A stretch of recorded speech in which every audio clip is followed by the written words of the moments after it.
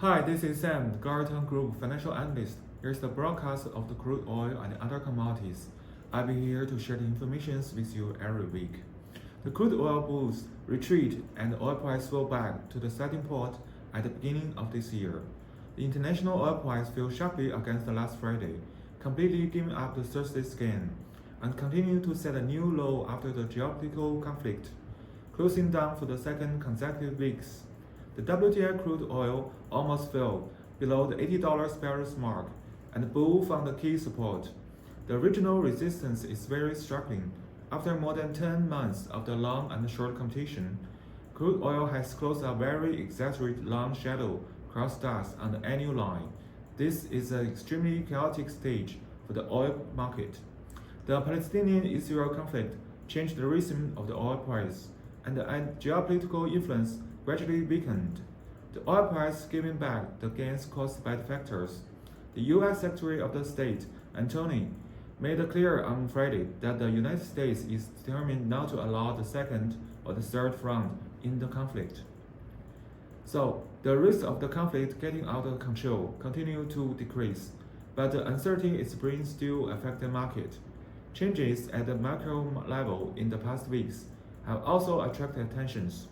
Although the pressure to raise the interest rate have been gradually eased, concerns about the lower than expected economic data in the United States and Europe still overshadowed the positive factors, and the oil price finally closed sharply lowered on the weekly basis.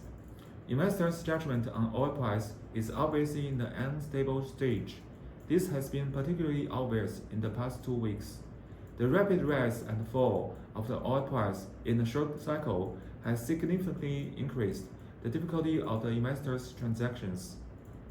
Based on this, investors' expectations for the crude oil market have significantly cooled down. A series of the changes have taken place at the macro level recently. On the one hand, the economic performance of the major Western economy is getting worse in the context of the high interest rate to combat inflation. However, lower than expected economic data means that the Federal Reserve is nearly the end of the raising interest rate. In addition, Iran's crude oil production have continued to rebound this year. Recently, Iran's oil minister stated that Iran's oil production is about 3.4 million barrels per day, which is significantly increased from 2.55 million barrels per day at the beginning of this year. The United States is also considering lifting sanctions on Venezuela, and Venezuela's crude oil production will also rebound and OPEC's joint production cuts. Especially Saudi Arabia's voluntary production cut of 1 million barrels per day effectively promoted the recovery of the oil price in the third quarter. However, as the production of the non-production reductions continue, led by the United States rebounds, the battle of the crude oil market share next year will become the trend of the oil price, next year's important influencing factors. So, the PP and the other and the market restore the status in the short term. In terms of the price, the crude oil is still weak, and the chemical productions are still oscillating.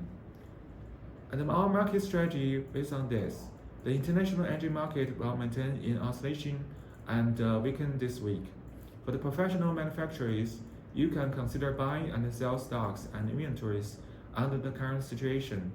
And for the import and export trade and price strategy, you can still conduct market hedging at the time being and try to sell some products. Does such a massive change have any impact on your industry? If you have any questions or ideas of the financial market, please feel free to contact us.